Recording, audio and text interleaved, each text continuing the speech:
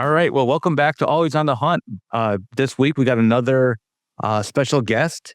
This person has been in the AV industry for over 20 years, leading the sales teams for both channel and distribution for many of the top manufacturers, including Planar, Samsung, NanoLumens, and currently the VP of Commercial Sales at Philips Professional Display Solutions, or PPDS. So I want to take the opportunity to welcome in Nick Bulgeris. Nick, welcome to Always on the Hunt. Yeah, good to be here with you. It's awesome. Thanks for joining, and definitely excited to have you. Wanted to kind of, introduce you a little bit more to the listeners, go through your background and how you got into AV and kind of tell your story a little bit. Absolutely. So yeah, I was coming right out of college. I needed a job, and I didn't know what I was going to do with the degree I had. So just started applying. This is way before LinkedIn, way before the internet. And I just responded to some ads in the newspaper. That was a thing back then. And I went to work for just a sales job, 100% commission, cold call to close. You had to make your own collection calls to get paid your commissions.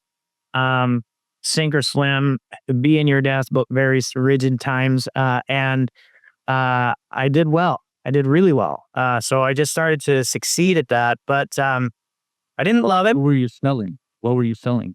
Computer training. So it was at a time when Excel and Microsoft Word and a lot of companies had employees that just didn't have familiarity with those Microsoft Outlook and the Office platform. And so we did a great job of getting a hold of the decision makers and selling them our courses. So it was a tough environment, though. It was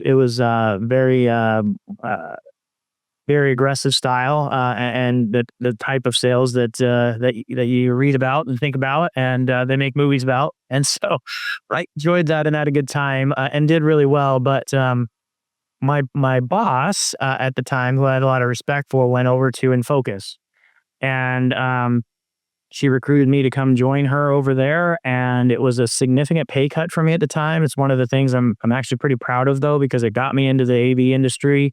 The projection, that was such a cool thing at the time. Infocus was really doing super well right when I joined, and being able to take home a demo projector to your house and have a giant gaming system or movie on was awesome. So I've always loved the display category. It's always been something that is dynamic and changing, and it's visual, which I love. So I've just always had a passion for it. After 4 years there, I moved over to Planar and spent 16 years there. I was actually the first person to have sales in their title at Planar, which is now a very large commercial. Yeah. They had about $8, $9, $10 million business already. They were the first 19-inch flat panel display on the market, and somehow they got their way into the Dell configurator. So if you wanted a Dell system with a 15 or 17-inch flat panel, you were going to get a Dell monitor. But if you wanted a 19-inch, it was going to be a Planar. And so that built that business up, the desktop monitor business. And they realized they needed somebody to run around to Dell and to CEW and to all the other resellers and then set up distribution. And so I started out as the first person doing that. We added somebody in the east. I was in the west, and we divided up the country and eventually kept adding, and I became the director of sales there for that business. Then, of course, Video Wall came along and Direct View LED, and now that's a huge business. But that was a long time ago, and it was a lot of fun. But really, really proud to see how they've grown over there. Yeah, and that's obviously a great story about how you bet on yourself, and took I talk to candidates sometimes about it, taking a move backwards in pay, but something that can actually move you forward. Like I call it a slingshot. You pull back a little bit and it slings you forward, and looks like you're another example of opportunities like that.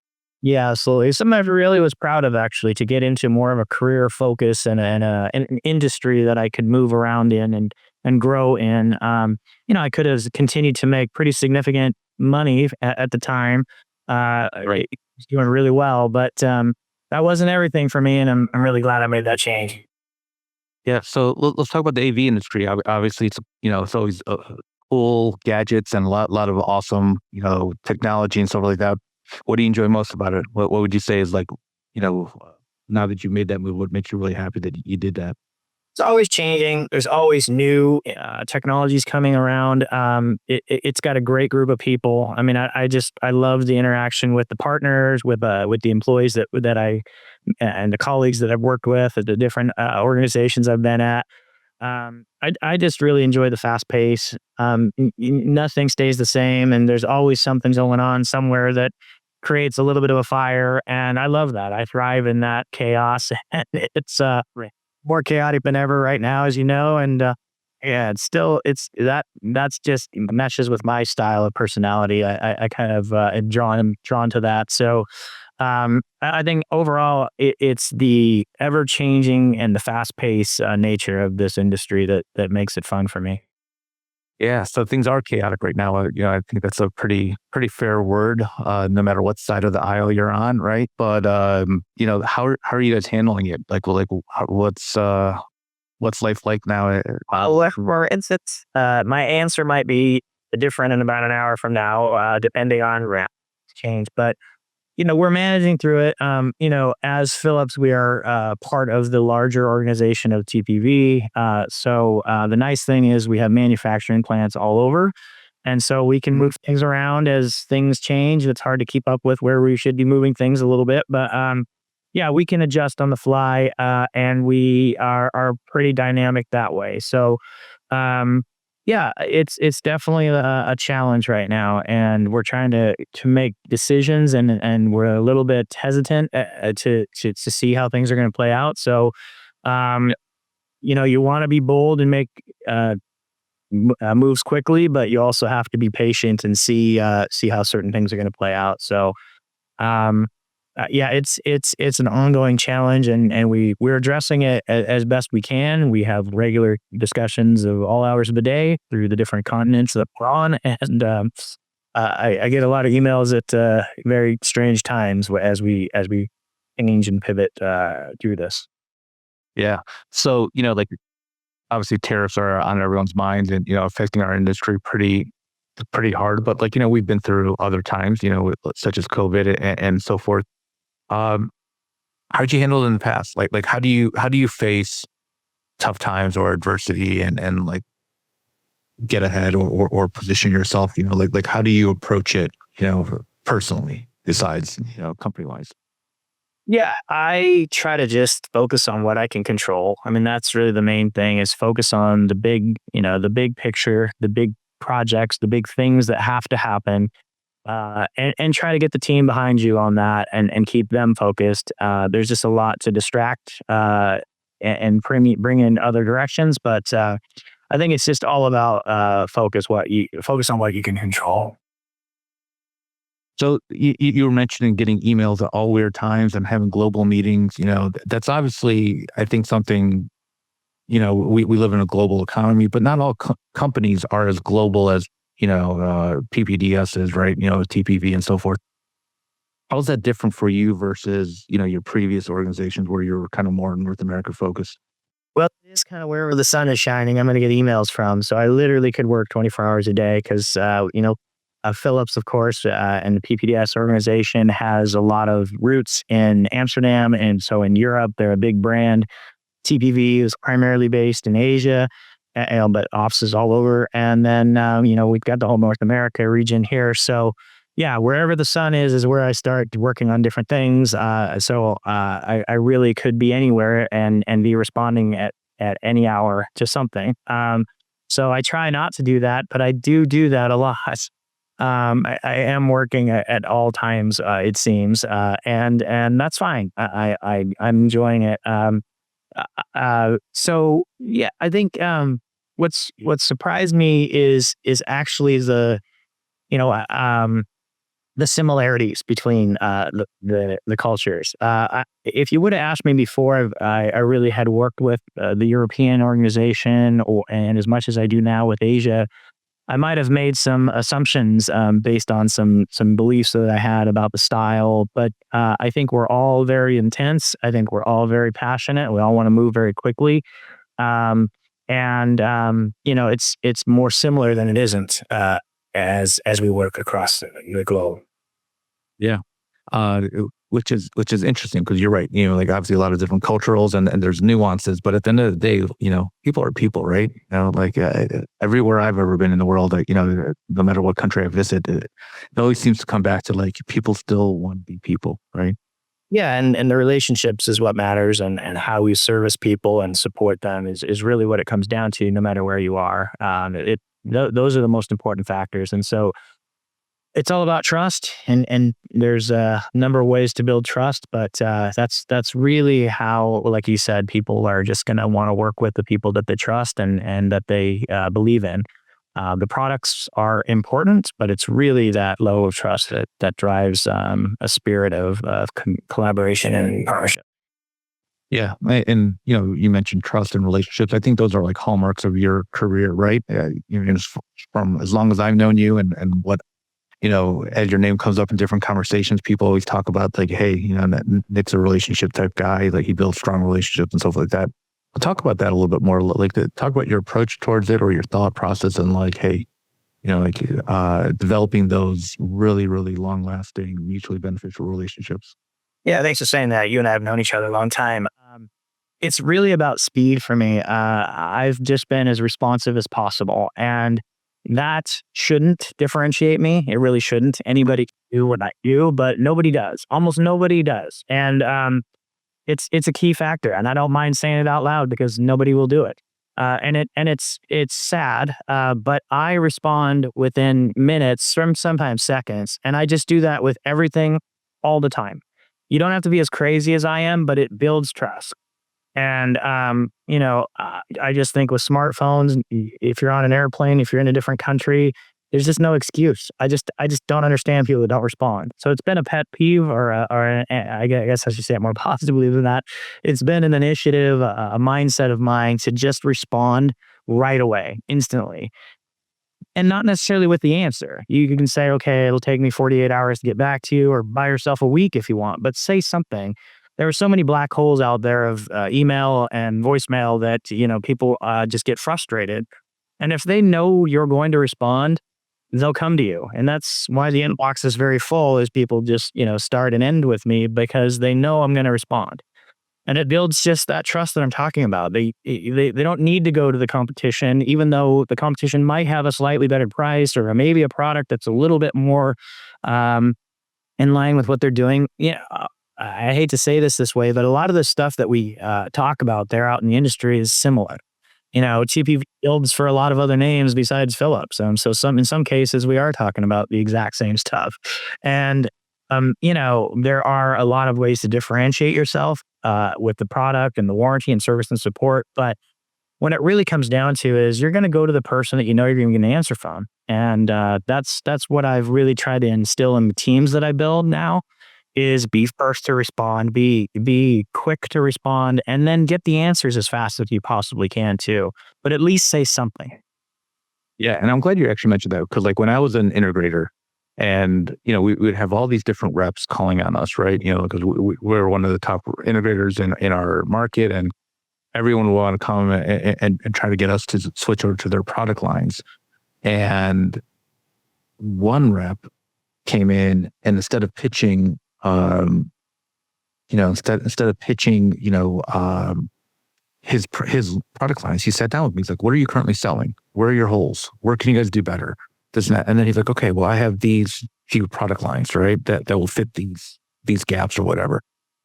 Gained the trust, was responsive, was always in our office, was always there, and little by little, also we picked up a fourth line, a fifth line, a sixth line, and then it became like, hey, we didn't really care what we sold as long as he was selling it to us, right? So um, I think that you kind of hit the nail on the head. You got to build that trust, you got to build that responsiveness, and then the relationship built from there. Absolutely. Yeah, I think I try to encourage people to come into the sales world a lot and join the team. And you find people that are resistant to that because they think they have to have a certain style or personality or a big personality and be somewhat overly convincing or possibly even manipulative. And I'll tell you, and every top sales rep out there would agree with this and says this, you don't have to be a certain style. You just have to be an expert in what you're talking about and recommend the right thing all the time. Even if it's not the best thing for you personally to be representing or selling, or there's some incentive behind it, those that do the best long term are always the ones that recommend the right solution. And they realized they were the original recurring model recurring revenue model. It was the original best sales reps because referrals and repeat business is key to long-term success. So you can't do that if you're always pushing something that isn't the right thing or talking about solutions that are only in your best interest. It's really about finding that solution that is going to be the best one for them, and admitting when you don't have it, and maybe even referring them over to somebody that's even a competitor. Sometimes that goes a long way. 100%. We run into bad salespeople everywhere, right? Like in our day-to-day lives, whenever we go out and buy something, you run into salespeople who are like self-serving, right? And they think they're slick, but it just comes right across, right? Like you pick up on it really, like this person really doesn't care if this is really what I want or need. They just want to sell this product for whatever reason, whatever their incentive structure is. Yeah, personally, I would say I've always had that mindset in the back of my head, and I never wanted to be that. And so if you feel like you want to avoid being that stereotypical person that gets kind of the bad name in sales, that really comes across if you can always remind yourself that is the exact opposite of how you should act. And that's really always been my case. Is I have an aversion to being sold something too, just like everybody else does. I don't want to be manipulated in anything, and if you keep that in mind, you're going to do well.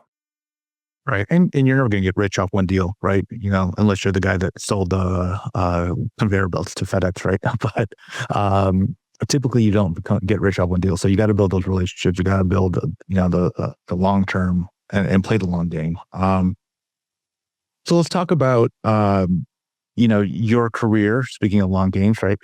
Obviously you've made some moves and pivots. When you think back to the risks that you took, besides the moving into the AV industry, what do you think you did, or what did you do to separate yourself? I guess for you to grow from being an individual contributor, sales rep, into a sales leader. Yeah, that's a good question, Leo. For me, it's really been being a little bit more focused on being the opposite of what they see every day.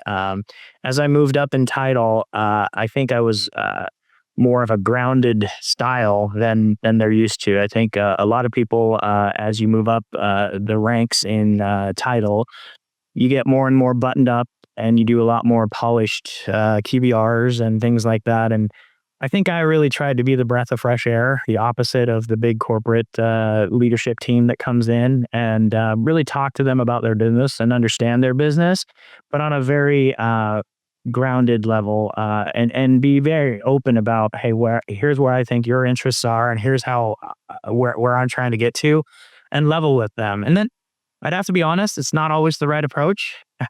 Not every client or customer respects that, and in some ways I'd have to admit it's held me back by being that style.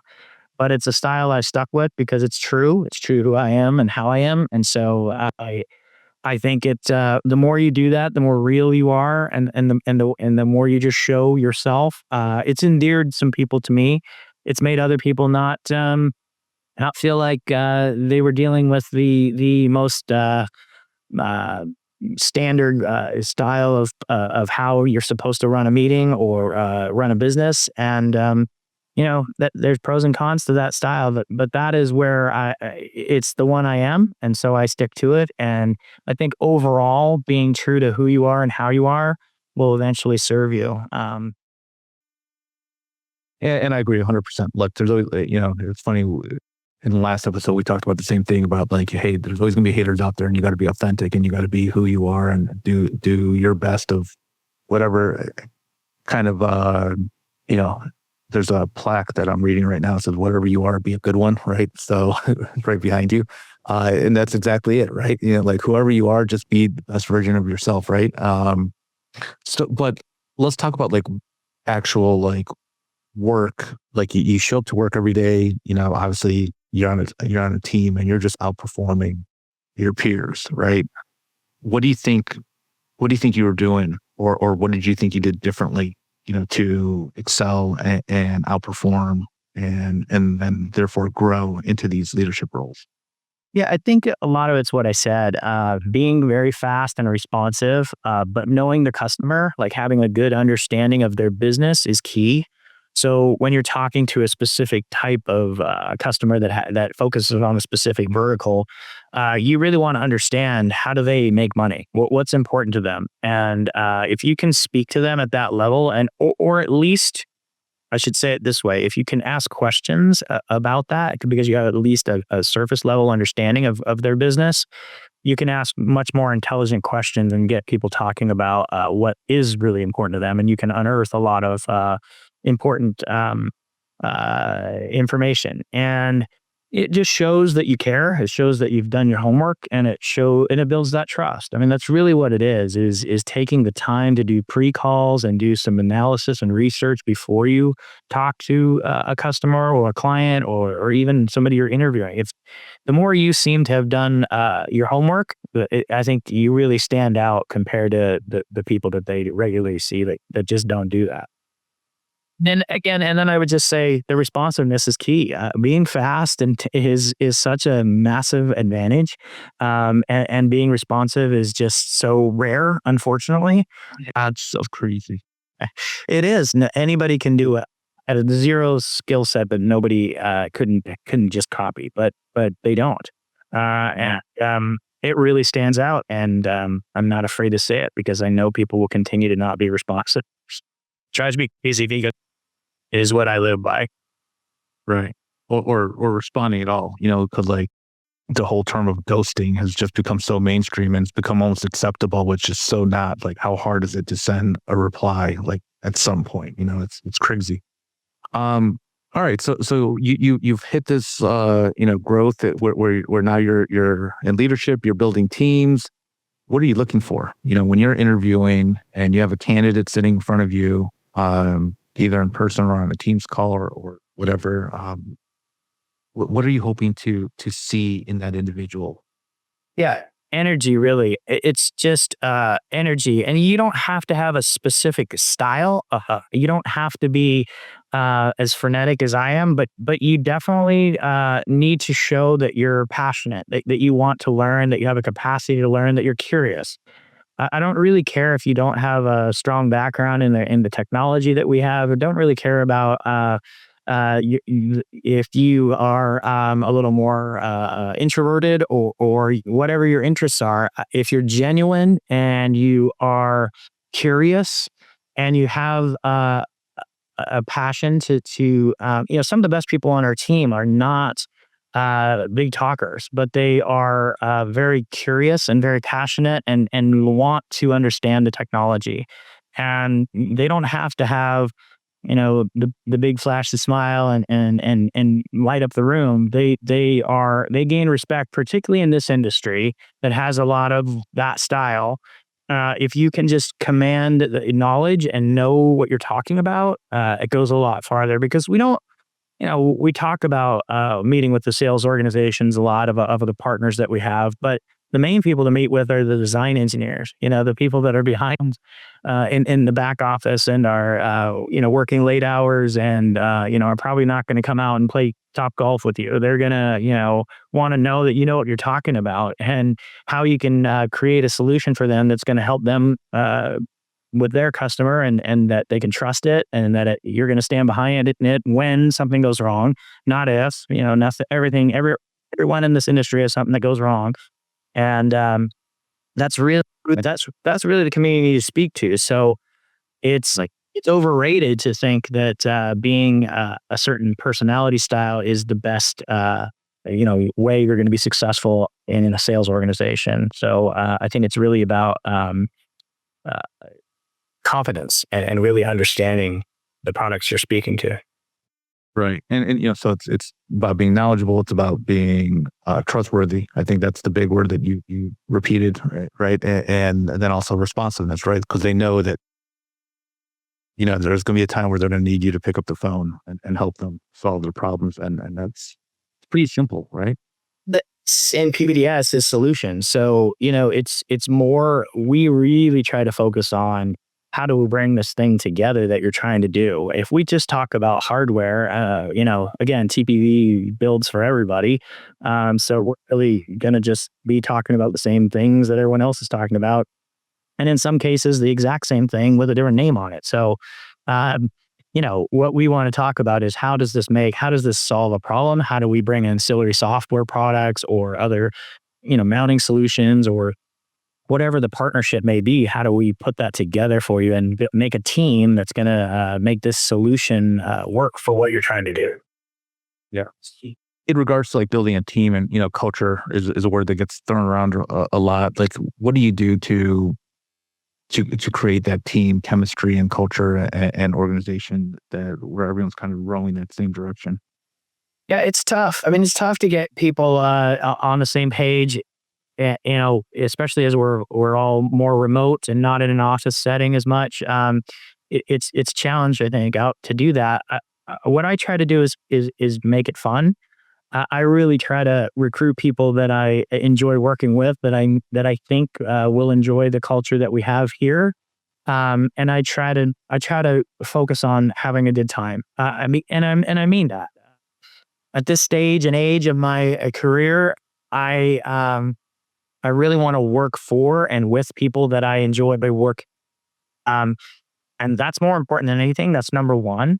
So how do we enjoy this? How do and I've recruited some people that I've worked with in the past at other places that I think trust me and like my style, and I know that they're going to enjoy the culture we have here, and then they're going to bring some of that with them. So some of that is just recruiting the right people that have the right energy, and that can be from all walks of life and all different styles, but at least bring a curiosity, like I said, but also understanding that we're not necessarily solving big huge world problems here, but so let's enjoy what we're doing and make it fun. Absolutely. And you mentioned, energy again. It's funny because like obviously as a recruiter, we talk to a lot of candidates and we kind of try to help them, prep them for interviews to make sure that and one of the things that we stress is what we call the 3 E's of interviewing, which is energy, excitement, and enthusiasm. Like nobody wants to hire a low energy person. I don't care if it's a technical role, it's obviously not for sales, but you just got to show up and you got to be excited about, what you're doing. And then another thing, obviously, I think are the two greatest abilities that anyone can have, which is availability and likability, right? So it sounds like we have a lot of the same philosophies when it comes to building teams and so forth. Let's talk about PPDS. Obviously, you guys have some pretty exciting new products out there. Or why don't you give the listeners a little update on what's going on at PPDS and maybe a little sneak peek at what we're going to see at InfoComm? Yeah, absolutely. So we've got a major focus on sustainability. So not only have we reduced our packaging and all the plastics and all of the waste the integrator would have to throw away, which has real world savings beyond just being good for the environment. It has real savings, but we have a product, a 50% power product, the QE line that is still as bright as you need it to be for a digital sign, but uses half the power. We have some good ROI for that studies, but then the zero power product Tableau is a very cool and interesting innovation. So the e-paper technology is getting more and more sophisticated as we get to larger sizes and smaller sizes. There's a lot of really cool applications. We'll show you a number of those, even like name badges that we can do that, where some people look at the e-paper product, we call it Tableau, as a digital signage replacement. We talk about it as a paper or poster replacement. So we have, a financial institution that does thousands of posters and has a lot of people that have to go around and put all those posters up and then take them down. And they did a study themselves. They did the math on what that costs them versus putting up our 36-inch no power Tableau display, which you can change out the content remotely. You don't have to, send someone there to do that live. You can manage that through our remote device platform called Wave, and that allows you to change an image. And it only takes power when you're changing the image. So if that image doesn't have to refresh more than once a day or twice a day or maybe 3 times a day is kind of the limit where we'd say, okay, you might want a digital sign now. But a zero power sign, if you're going to have something up there for a week or a month or many months, then it's a perfect solution. So we love that product. That's something you'll see at Infocom. Of course, direct view LED is the growing category for us and everyone.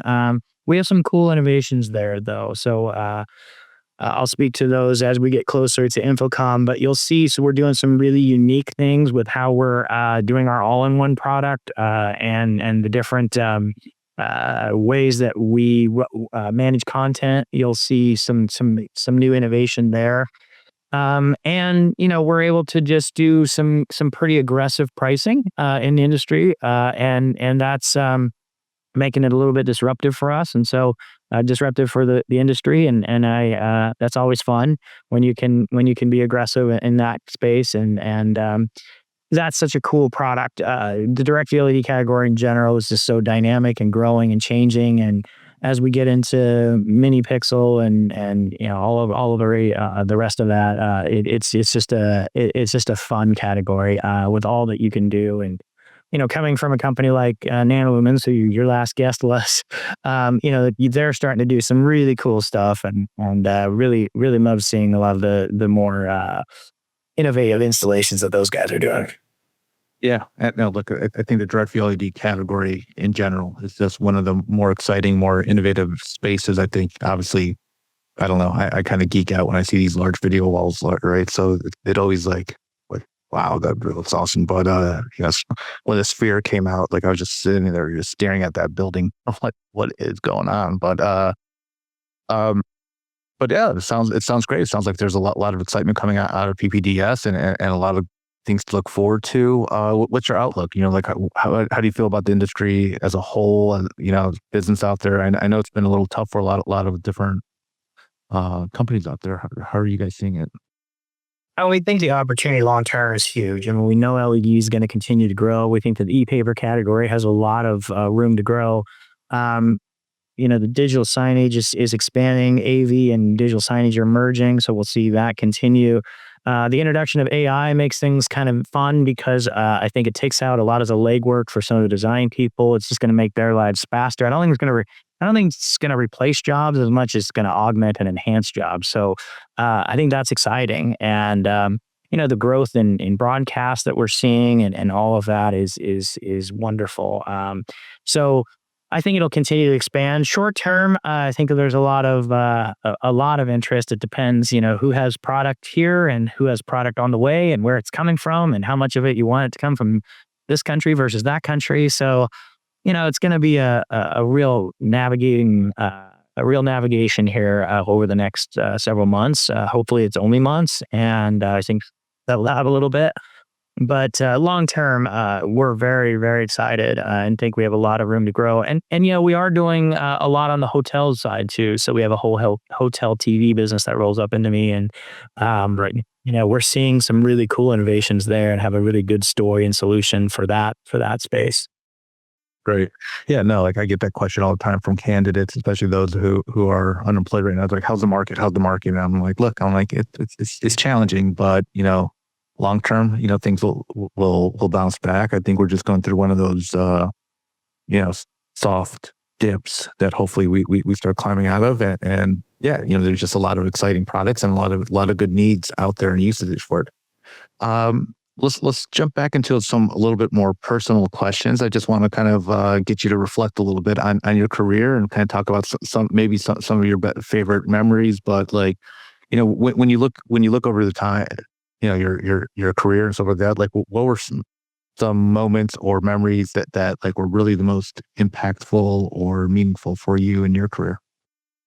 Yeah, it's a great question. I really look at how it all started. I look at getting into the projection side of things, which was really exciting.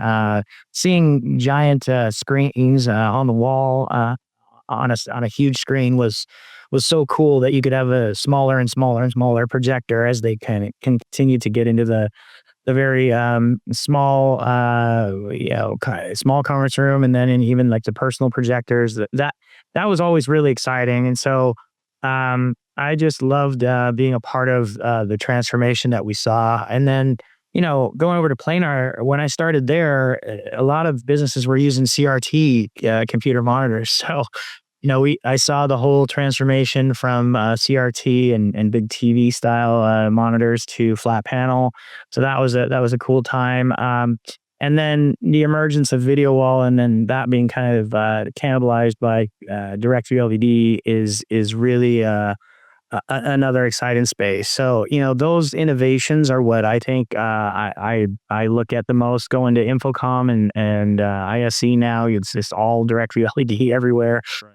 From all kinds of different names, and it's just overwhelming how this industry has evolved so quickly from those different technologies that I'm talking about. So those are my main memories, is really just watching all of these things transform quickly.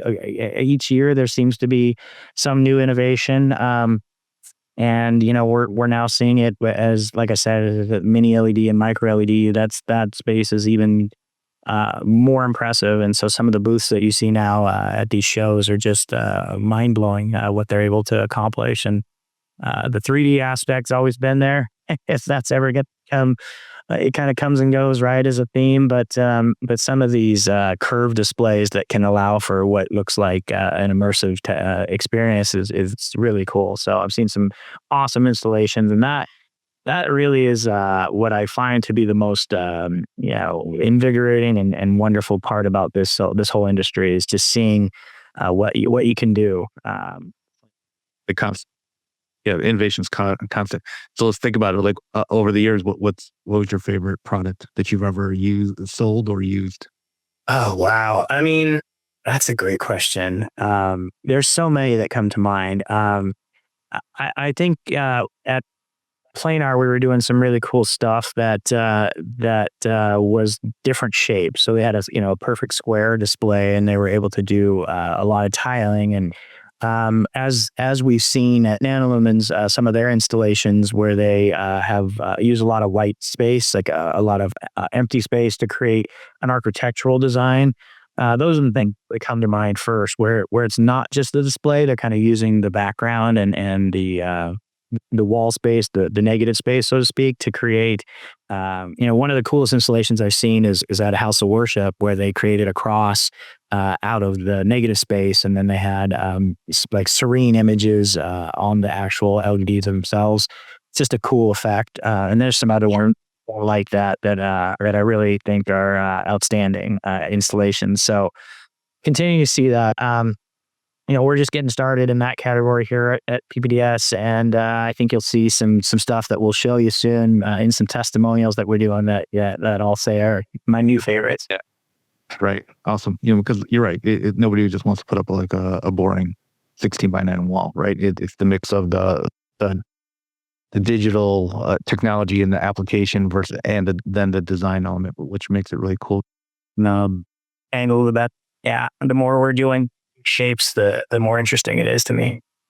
Absolutely. Yeah, I don't. A friend of mine is a big wrestling fan, and they were watching WrestleMania, and like their comment was like, "Do you see all that direct view LED?" I'm like, "You're watching wrestling, and that's what jumped out," which is pretty funny. All right, so last question, and I just kind of want to, obviously careers don't go perfectly. There's always bumps in the road. There's always mistakes made, lessons learned. When you think back, any lesson learned that you want to share, help others kind of understand that things aren't always going to be perfect. Wow. I mean, how much time do we have left? I mean, there are so many mistakes I've made, and hopefully I've learned from most of them. But, I think it's really about, for me, the first thing that comes to mind on that is making sure you change out the team if there's obvious problems. Like I've let certain things go longer than I should have, and I like giving people a lot of chances, and maybe to a fault. So I think you have to, hire slowly, and the opposite word, fire quickly. And I don't like to say it that way, but I think, and that's never a fun thing. I don't ever like to get into those situations, but I think waiting too long, you really spoil a culture quickly if you let things foster. Yeah, nothing will kill morale faster than having a boss that will keep somebody around that shouldn't be kept around, right? Like all your top, it just kills morale from your top performers and so forth. I'm actually the opposite about firing. Like I always find like firing to be freeing, not just for yourself, but for the person you're letting go, because you're letting them go for good reason, and now you're freeing them up to actually go pursue something where they might be better at it, or more successful or happier elsewhere. Because usually, the malcontents are unhappy, right? So maybe by letting them, freeing them to go find another opportunity, right? That I've seen that happen so much where people were removed from a position and they went on to thrive elsewhere. I've definitely seen that as a benefit for both sides, like you say. Yeah, absolutely. Well, great, Nick. Well, look, I really appreciate your time. So happy you were able to join us today, and appreciate the patience with the technical difficulties that we know in the AV world happen. But look, great conversation. Looking forward to seeing you at Infocom and seeing all the great stuff PPDS does over the years. And to our listeners, if you're still here, please hit the like, subscribe. 5-star review would be appreciated. And until next week, good luck with all your hunts.